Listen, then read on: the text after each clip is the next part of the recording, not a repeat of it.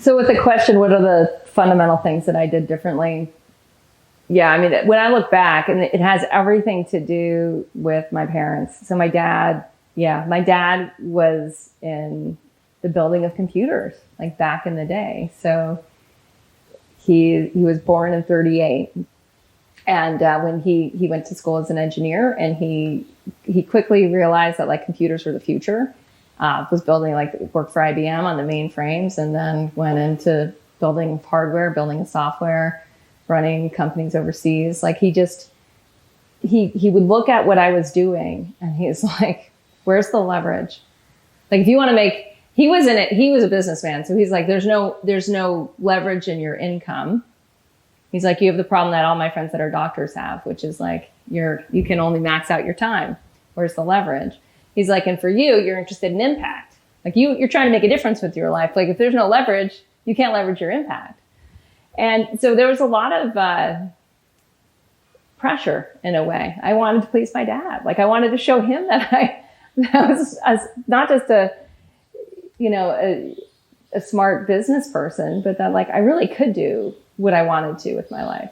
And he was really great at challenging me that way. My mom has a huge heart. My mom gives all of her time to community service.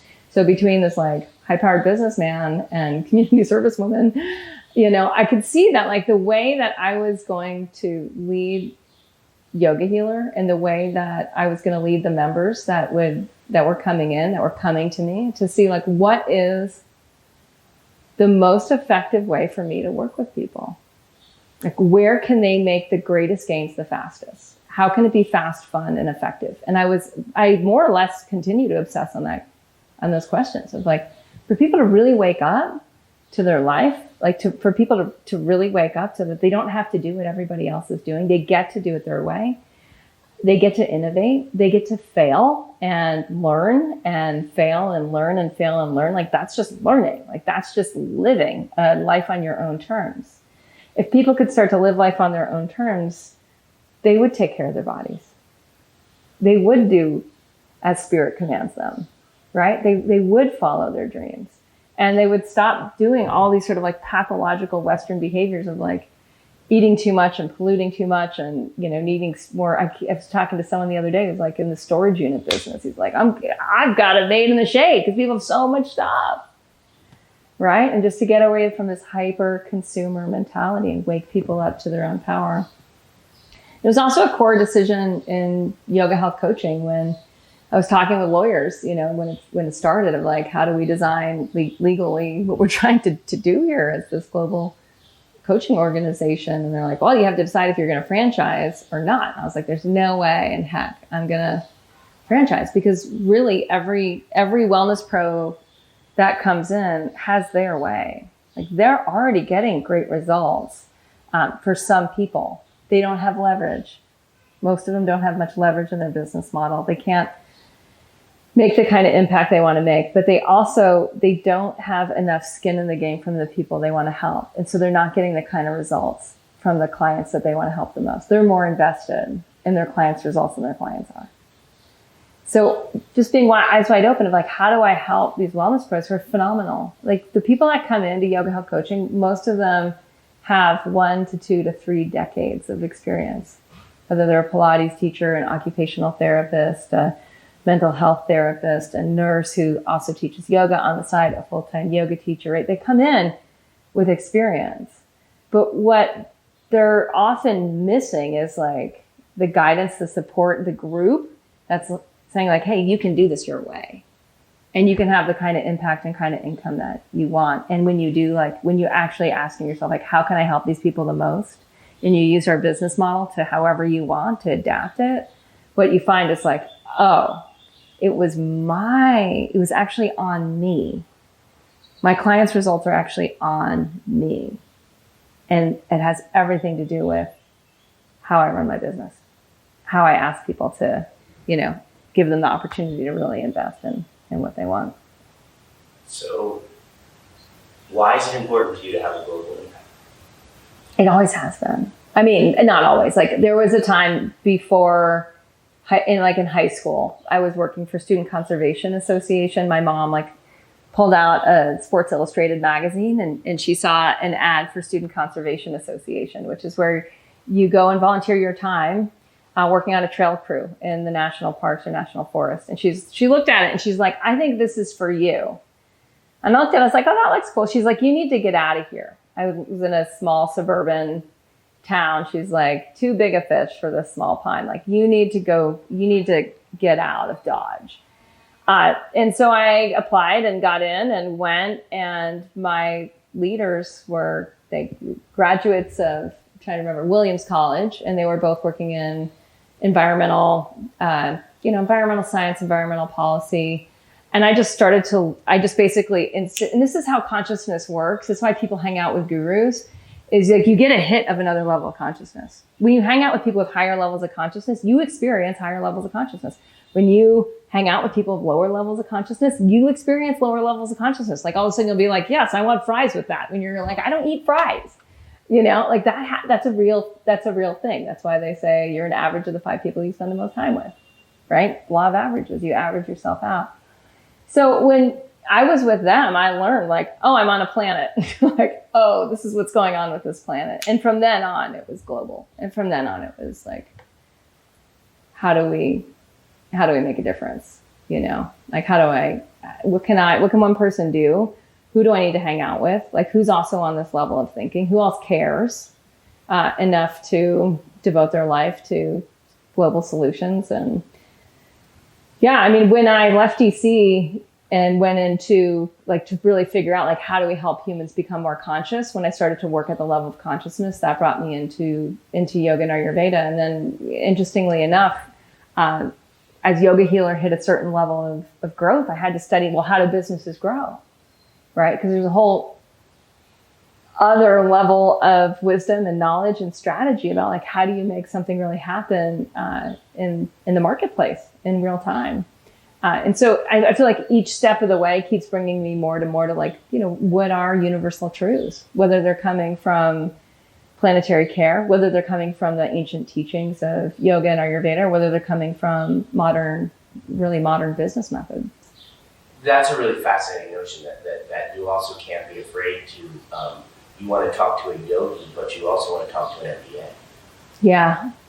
Well, and that's where Master of You, like our target market and Master of You, of like the people we want to help the most, like awaken their deeper dreams, are women who work in corporate, like women who have real jobs, who are, in the trenches, so to speak, of being in a corporate culture, which might really not support their body, might really not support their flow state, like where they can really, really thrive and make the most impact within that company.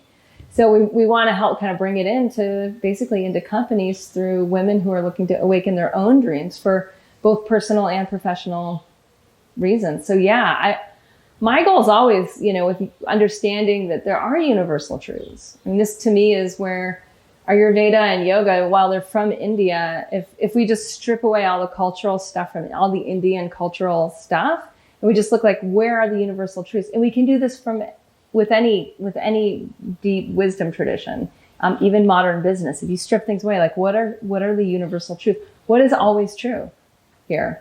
And if we orient towards that, we thrive. And whenever we don't, whenever we're in, violation or missing the mark, or just sort of not in integrity with one of these truths, we or whatever we're trying to do will suffer. And given this ginormous reach and ginormous set of goals that you have, how do you measure success? I measure success by my clients, their success.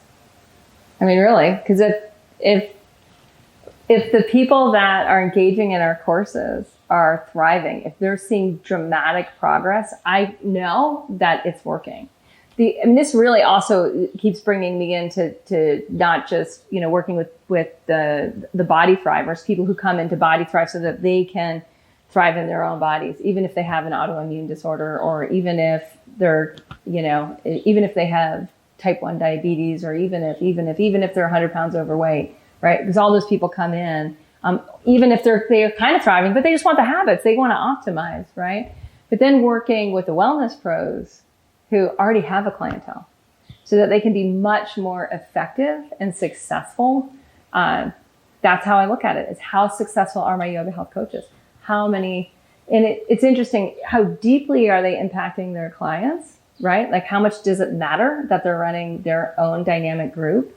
And then what's happening to the members of their dynamic group? What's happening within their families, right? So it keeps extending out. And that's the thing about culture is, I love culture. Like food's fascinating, right? And if you look at how culture, this word that means, so many different things, right? It means like a group of people and their habits and customs and rituals, but it also means like what are their habits and customs and rituals have everything to do with how they interact and how they invest and spend time together, what they think is important, what they think is worth celebrating. But if you look at a food culture, it's sort of in an interesting way, sort of the same thing happening where you chop up some celery and some carrots and some cabbage and some ginger, and you add some spices in there. And you soak it in salt water, and all of a sudden you start to give rise to a culture. You give rise to a food culture. And what's fascinating about food culture is it's incredibly diverse. So the more different vegetables you add into that food culture, the more diversity of probiotics that you get. That heals the microbiome of a person's body. In that food culture, it becomes healing in a way that cabbage on its own is not. In a way carrots or ginger, all of which are wonderful plants, they don't have the same power as they do when they're in a healthy culture. And that's, healthy cultures spread, just like toxic cultures spread. And to me, when I look at, one of our basic principles or, findings, not really principles, but like one of the truths we stumbled upon along the way in the journey was that our habits aren't really our own. Our habits are communal. Like our habits are reflective of the people that we spend time with. And if people around you have toxic habits, you'll have that. But if people around you have healthy habits, like you'll get healthier. So when I look at like, how do we measure success? Well, if one member working with one of my yoga health coaches gets healthier, her family will eventually get healthier. And speaking of your family, how does this impact your family? My rebels. Tell me how that works and how this is, and you've managed to incorporate a family, you're location independent, you take a soon to be 12-year-old with you everywhere. Yeah. How does that work? Yeah. Phenomenally. I mean, it's like my testing ground. It's my, it's interesting because my husband's like not a yoga guy. Like he's an Idaho meat and potatoes guy now, and a surfer and whatnot. He's not really interested in this stuff, but what happens with habits is like this comes from the understanding of guru. Guru is heavy. It's like a heavyweight. Think of like a heavyweight boxer. Like it's someone who's like the biggest and baddest, right? They're heavyweight. And that's what guru literally means is weightiness, right? Like people don't think of that like, oh, it's heavy, huh? But what's it heavy with? It's like heavy with enlightenment, right? It's heavy with consciousness, density of consciousness. It's such a phenomenal paradox. So when one person can be more conscious and hold to what works, then others can actually orient to that. And that, I feel like that role isn't my role. Like that role changes within the family. Indy was asking me last night, this situation happened at her horse arena. And she explained the whole situation. I asked her a few questions and I was like, it sounds to me from what you said that adult was inappropriate. And adults are learning too. And this is how that happens. And it was a way of, just honoring her level of consciousness and her desire for equity, her desire for, to make things right with people. And so I feel like that stick, it passes. Like sometimes one of us will just realize like, hey, we don't need to eat dinner tonight. Like we've been eating too much. And it's like, okay, great. Like, let's just skip a meal and see if we all feel better tomorrow. So to me, family is testing ground. It's like, it's really where, you get to see how you're doing or what's going on.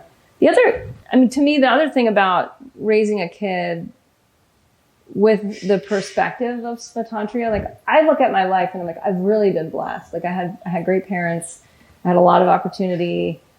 I had a lot of choice. Even like when I went into Ayurveda and yoga, like just given my education, it was pretty counterculture. It was like, you're going to do what? You're what's that? Why? That's not really a chosen career path, and that was pretty rebellious at the time, but I stuck to it, and I didn't actually get, too much from the haters of the doubters or whatnot.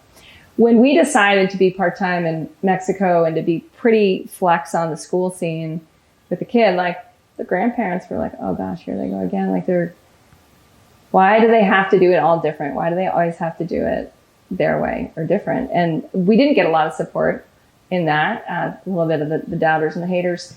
But at the end of the day, that's usually how I know I'm on the right track, is when I experiment. When I realize, hey, it's important to me to have a child that is bicultural, bilingual, but less so than bicultural, like someone who can blend into a culture that's really, really different from her own. I mean, and just being in Mexico, it's a very different culture than American culture. It's extended family culture. It's culture that's much more relaxed, less consumeristic, more around hearth and home and whatnot. And for her to have time here, what we've noticed is like, it's really fascinating. She attunes to what she wants. And we discover new things as parents about our kid. We discover as partners new things about each other. It helps us enter more of a liminal thinking space where we're outside of our other life that we have in another place. We do a lot of travel for the same reasons. Like, how do we get beyond our own limited thinking? How do we step as a family organism? How do we get beyond our own pattern, our own embedded habitual patterns? And how do we wake up to like, hey, who do you want to become next? Who are you becoming next? Awesome. How can we support you? How are we not supporting you? So the patterns and the habits, while they have to be there, while there are some very firm things, also they have to be willing to change. You have to be willing to adjust to them, maybe not change. Yeah, I mean, that brings up identity evolution. Like, how do we step into our deeper dreams? Which, the more we do that, the more they change. The more we're like, oh, did that? What's next? Like, what do I really want next? And we start to gain so much in our power of being able to design the life we want, being able to design the income we want, the impact we want, the kind of family experience we want. And most people coming into my courses are not coming from that place of empowerment, are really coming from a very limited, patterned mind, what the yogis might say are vrittis, or like all of the thoughts that get in the way of the experience of freedom, right? Like all of the limitations, the self-reinforced limitations. So when I talk about patterns, I'm really talking about like what's constraining you from living the life you want to live. What's constraining you from living it today, the way you want to live today. And a lot of people are sucked into like, this is my job, and this is my schedule, and this is what I need to do for everybody else, and this is what the kids need, and like, this is how I put food on it, right? But there's a lot in there. There's a lot of patterned thinking that goes into that choice making. So that to me is different than the habits. So the habits of yogis is dinacharya, and it's based on rhythm. It's based on like the sun rises and the sun sets. The moon's in a pattern. The earth is spinning around the sun in a pattern, right? Like where you have a year of time, you have 12 months of time, you have 24 hours in a day. And there are earth-based rhythms. There is circadian rhythm, and our bodies evolved with circadian rhythm. Like just who we are, we can't just like change it overnight. If we do, we suffer. If we're like, I don't need to be awake in the day, I can be awake at night and I can sleep all day. Well, that has consequences on mental, physical, emotional health. So some of the like, what is, what truths are, basically self-evident, right? That's when I'm talking about like rhythms and habits. That stuff, like we go to bed early, whether we're in one country or another country. Like we space our meals. Indy's always spaced her meals. Like I didn't raise her on snacking. I was like, eat a real meal, eat real food, and then digest it for as long as that takes. Like don't eat again until. So we never offer her food between meals. Like that would be bizarre in our household. So things like that, like how do you attune to your own digestive rhythm? So many people now, when they're tired, they take a stimulant, right? And it's like, well, what happens when you actually listen to your body's rhythm? Like if you're tired, this leads to autoimmune disorders like left, right, and center, right? It's like people are very, very deeply tired. And they've overridden that so many times that they burn out their adrenals. They're starting to basically burn out their endocrine system, right? So you might take it in the thyroid, you might take it in the adrenal glands, you might take it in the pancreas, you might take it in the ovaries. Like it's going to hit your endocrine system. And in Ayurveda, there's this idea that like we're actually self-replenishing. And if we live seasonally, we're even more self-replenishing. So it's part of the reason we still do the yogi detox twice a year at Yogahealer is because we need to fall into that rhythm in a very deep level. Like we need to reset on a deep level. And then all those daily habits actually click in much, much faster. If we just do it, like press the reset button twice a year. It's like your computer. Like eventually you need to turn the thing off and restart it. And the whole thing works better and faster and more efficiently. We're no different, right? And the rhythms are, these habits, the yogis, dinacharya, the body type habits are all, the seasonal habits are all really non-negotiable for people that want to thrive.